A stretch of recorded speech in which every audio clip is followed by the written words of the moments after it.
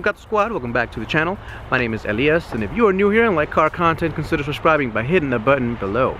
As you can see behind me, we have the Ford Focus RS and the Honda Civic Type R. So what we're going to do today is we're going to test drive the RS and compare it to the Type R. Of course, I mean, there's no other way to do it because as an owner of Type R, I'm going to be driving it with that perspective. So let's go ahead and get started. The car looks beautiful in blue, by the way. I just love the way the RS looks. I've driven the car before, but never like I'm going to be driving it today. So it's going to be a lot of fun, guys. Let's go. Alright guys, first impressions. Now, like I've said, I have driven the car before. I test drove it, but it was a dealer car and I couldn't really push it and I wasn't that comfortable driving it, so this is great. So again, first impressions, feels really good. Again, it is as harsh as I remember. The suspension's very jumpy. He does have a couple of modifications. You hear that blow-off valve? It's quite loud. It's really hilarious. But it's a fun car already. The clutch is interesting. It like pushes you off, which is something you gotta get used to.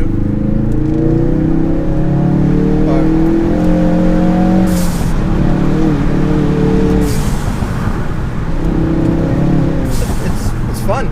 So we're starting out in normal mode. I don't know if I'm scaring John. John's with me right now. We're good.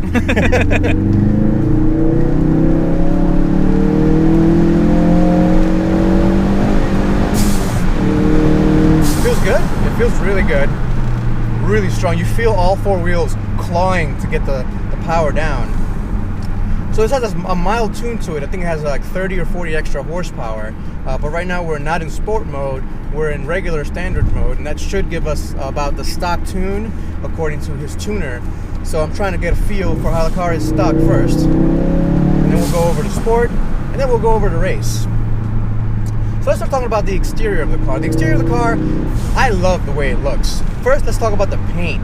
That gold fleck in that paint, take a look at that. Isn't that awesome? I love the way that looks. It just looks so good from afar, and especially when you get up close in the sun, it just looks so good.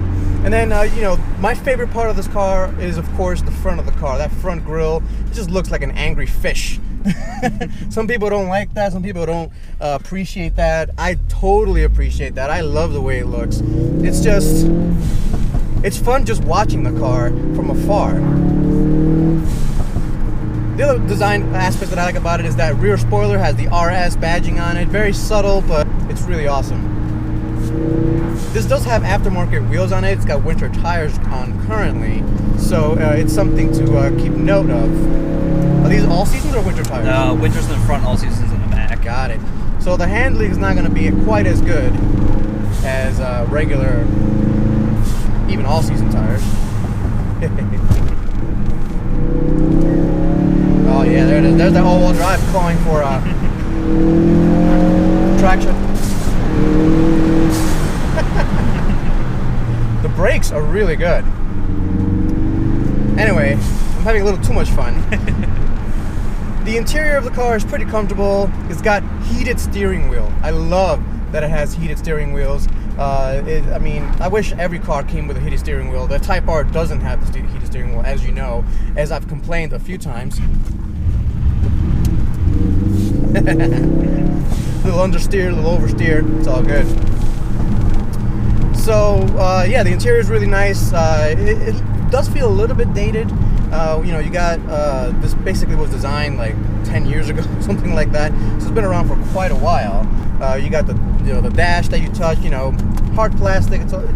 It's what you'd expect from the RS, but the shift knob, you know, it's not a metal one like the one in the Type R, which some people would actually appreciate. This doesn't get too hot or too cold in the winter, so that's something to keep in mind.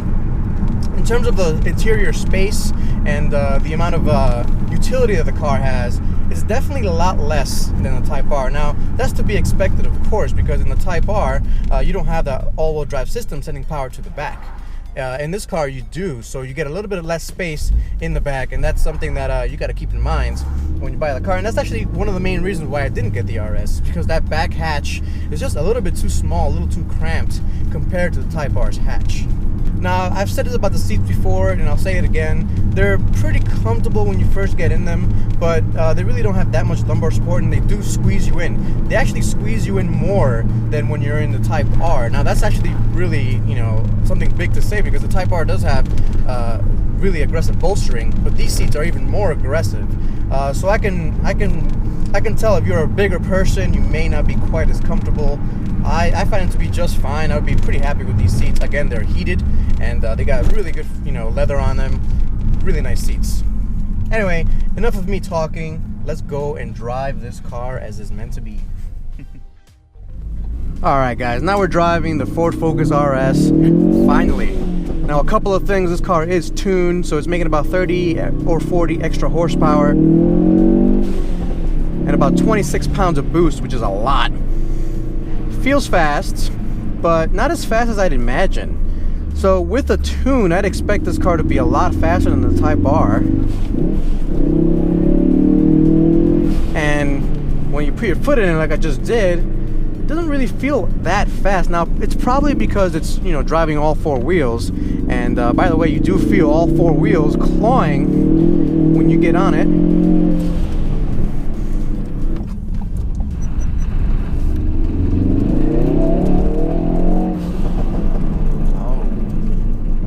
Pops there.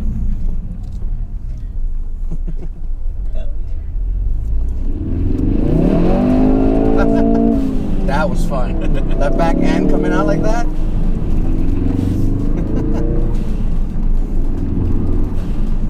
Then I gotta go back to that one. Oh my god, this turning radius is atrocious. Oh my god. Hands up.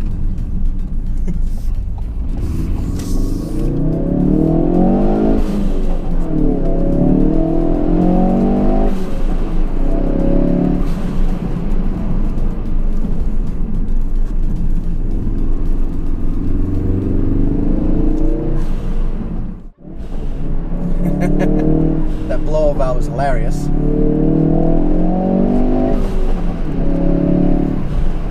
And it's definitely a hot hatch. This thing is fast and it's fun. Let's take a look.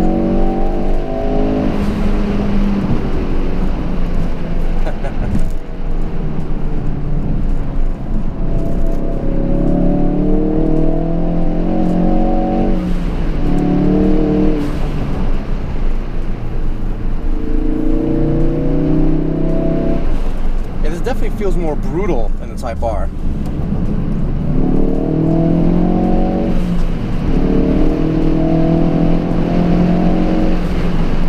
Now that's full throttle. Oh, it's fourth gear. Oh, we're going pretty fast.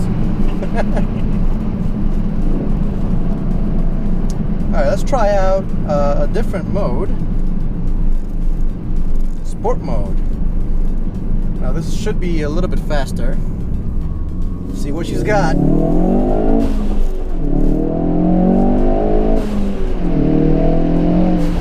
She's definitely not slow. That's for damn sure. Definitely very excited to drive this car. It's always fun turning right or left and gunning it, because the rear wheels also power through and you get kind of a little drift going. It's probably the best part of this car.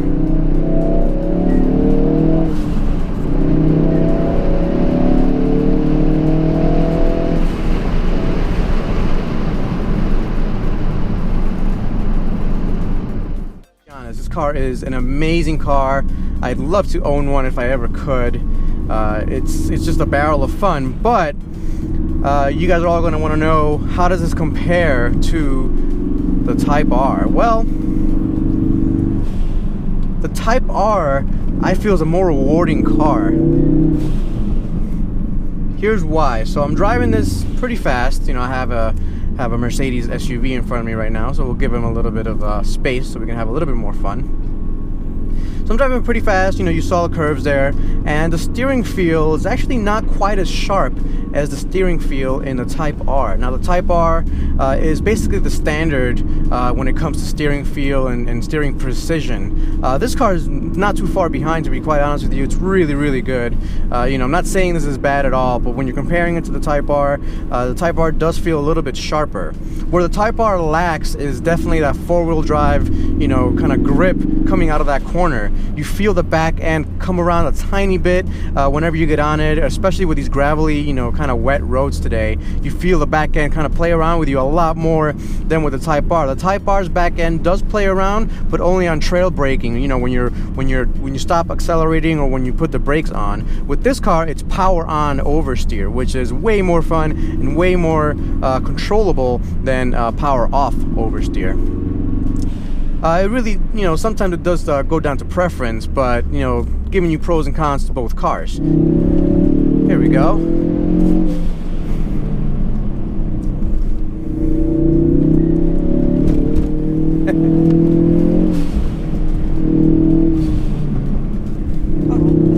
Pothole. Yeah, you feel the back end come around there. So we're going to change the mode to sport mode. See if we can have a little fun. Leave it in third. Now the gear ratios are extremely close ratio, so I feel like I'm shifting a lot in this car, but third gear is still the gear to be in terms of power.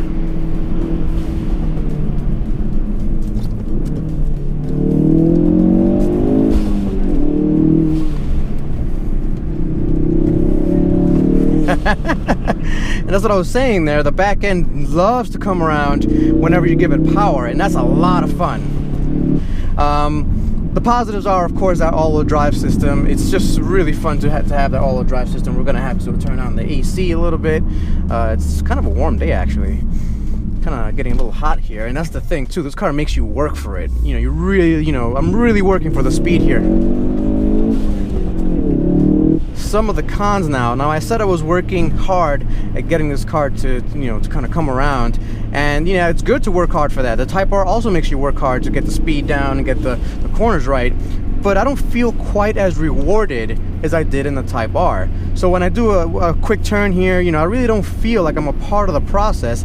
I feel like I'm a passenger driving the car around. In the Type R, I feel like I'm an intrinsic part of the car. Now, I've said that about the S2000 as well, and the S2000 is even more like that. You know, you feel like you're a part of the mechanics of the car. In the Type R, you're a bit more you know, disconnected from the drive. You're a bit more disconnected from what's going on, and I think part of it is because the all-wheel drive system does take care of a lot for you.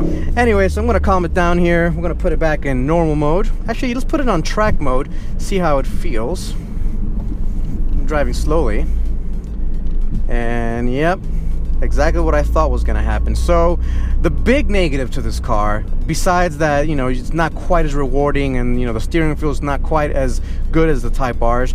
Big negative is that the suspension is just way too rough, and this is coming from a guy that drove a lowered Honda Prelude for about 10 years all over the place, including New York City. Driving that around, you know, I could tell that you know, it's lowered, but this car, I mean, it's just rough. I was having actually a little rattling problem that I've never had before in with my camera, and that's actually very surprising.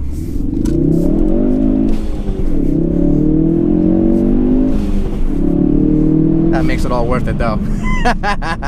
Oh my god, this is very bouncy. I don't know if you guys can see that, but this car bounces with every little divot, every little crack, you know, especially in track mode. It's basically undrivable. Gotta put it back in normal mode. Let's just go ahead and do that. But we're back in normal mode. Everything is a little softer. Everything feels a little better.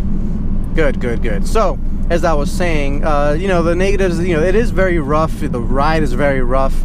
The steering feel is not quite as good. And yeah, it's like I said, it's a really, really good car. Now the big question, comparing it to the Type R. Let's go ahead and talk about that. Okay guys, so I just finished driving the RS for like 2 hours. It was a ton of fun. Like I've always said, if I always could have, I would have both cars. They're both really good for different reasons. So the question I posed, which car do I choose, the Type R or the RS?